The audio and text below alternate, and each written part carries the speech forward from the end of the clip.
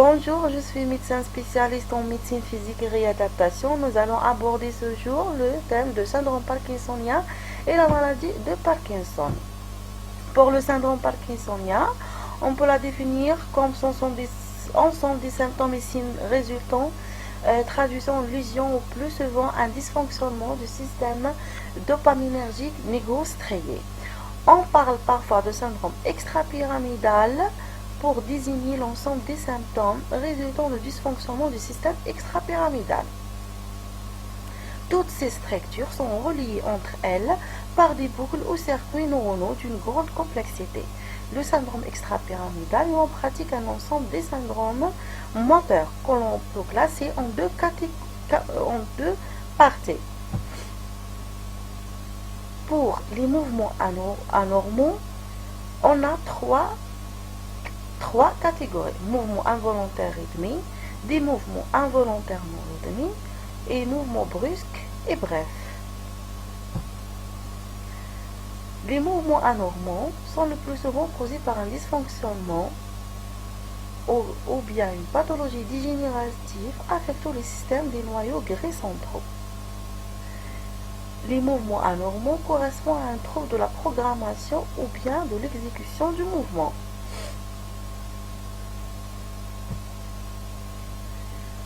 La maladie de Parkinson est la cause la plus fréquente de syndrome parkinsonien, définie par l'association d'un triade. Bradykinésie, c'est le ralentissement à l'exécution d'un mouvement associé potentiellement à une réduction d'amplitude. Quand l'on parle hypokinésie, et un défaut d'initiation à kinésie, avec au moins une rigidité dite plastique ou un tremblement de repos. Un élément clé du diagnostic est l'absence d'autres signes comme le syndrome parkinsonien. Ce sont les drapeaux rouges et la réponse positive et prolongée des signes moteurs au traitement dopaminergique. Le terme akinésie est aussi utilisé pour indiquer l'absence de mouvement. Donc, pour la maladie de Parkinson, il faut, c'est la caractéristique, c'est le triade pathognomonique de la maladie de Parkinson. Triade, ça veut dire l'existence d'une bradykinésie ou bien akinésie avec rigidité dite plastique avec un tremblement de repos. L'existence d'un syndrome parkinsonien témoigne d'un déficit dopaminergique. Le diagnostic de maladie de Parkinson est clinique. Dans le cadre de maladie de Parkinson, il n'y a pas intérêt d'élaborer des examens complémentaires ou bien de demander des examens complémentaires aux malades. La réalisation d'examens complémentaires est indiquée en cas d'atypie clinique. Ce sont les drapeaux rouges qui font douter le diagnostic de maladie de Parkinson. La maladie de Parkinson touche souvent les hommes, surtout dans la 6e décennie, mais peut survenir à tout âge. La maladie de Parkinson est considérée comme la deuxième cause d'handicap moteur chez le sujet âgé. Pour la physiopathologie de la maladie de Parkinson, c'est la cause la plus fréquente, c'est la perte progressive des neurones dopaminergiques de la voie nigrostriale. Perte souvent peut aller jusqu'à 50 à 60% des neurones.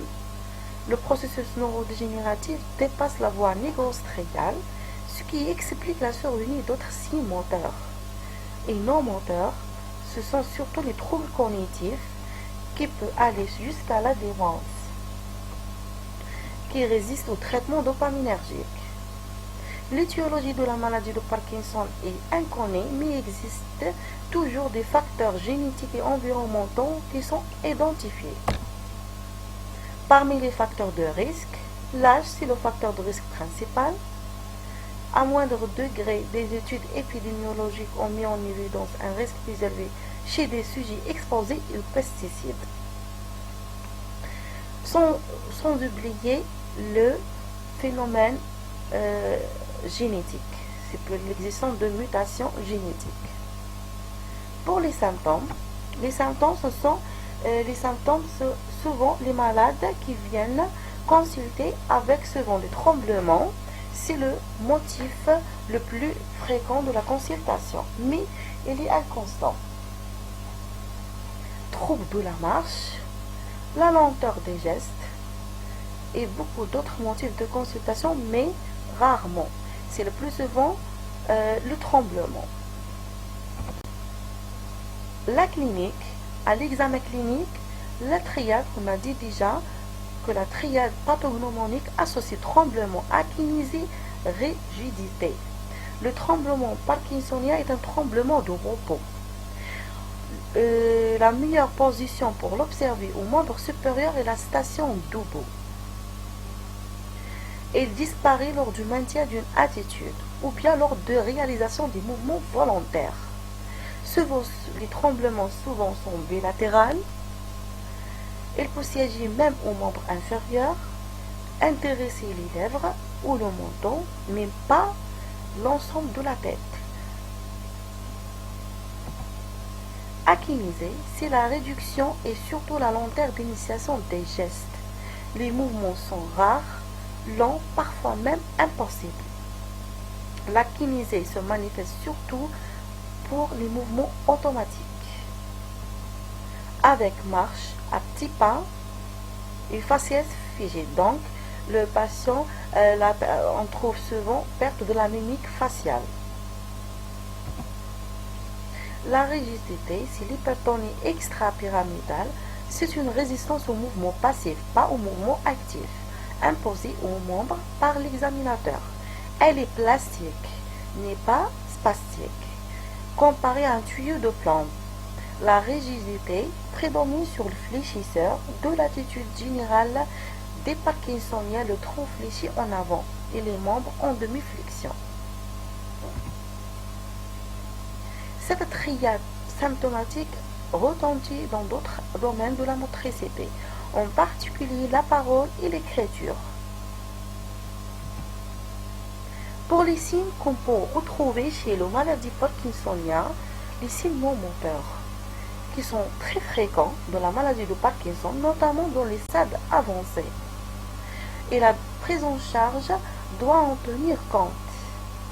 Troubles cognitifs et comportementaux, on trouve atteinte cognitive légère au stade de démence. Troubles comportementaux, ce sont des délires et hallucinations. La dépression, on trouve souvent syndrome dépressif qui gêne la prise en charge du malade. Les douleurs souvent en rapport avec l'hypertonie et la rigidité. Dysautonomie, la constipation et l'hypotension orthostatique, avec troubles du sommeil et troubles respiratoires. Notez qu'on ne trouve jamais des signes on ne trouve pas de signes pyramidaux, pas d'amyotrophie et pas de troubles sensitifs dans le cadre de maladie de Parkinson. On peut les différencier la maladie de Parkinson par syndrome parkinsonien iatrogène, dégénératif ou bien vasculaire. Le traitement. Le traitement de la maladie de Parkinson tient compte du stade de la maladie. On doit remplacer le neurotransmetteur manquant, c'est la dopamine, soit par un rapport d'un précurseur de la dopamine, c'est la levodopa, par la libération de la dopamine, c'est la lamotadine, et par l'inhibition de la dégradation de la dopamine, ce sont les inhibiteurs de la COMT et de l'inhibiteur de la MAOB.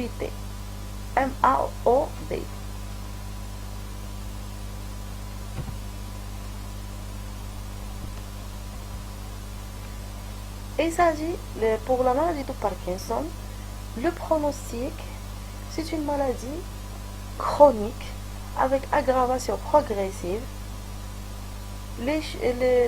l'évolution en règle très lente, l'espérance de vie est diminuée par rapport à un sujet normal, le risque de mortalité est doublé par rapport à une population non parkinsonienne et la cause la plus fréquente, c'est les infections pulmonaires.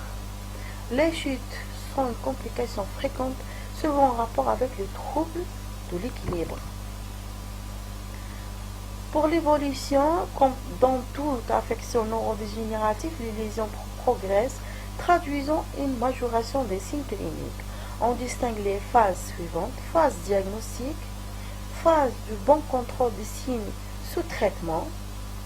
On parle, c'est la phase de lune de miel, et la phase des complications motrices de traitement dopaminergique, puis la phase de déclin moteur et de déclin cognitif.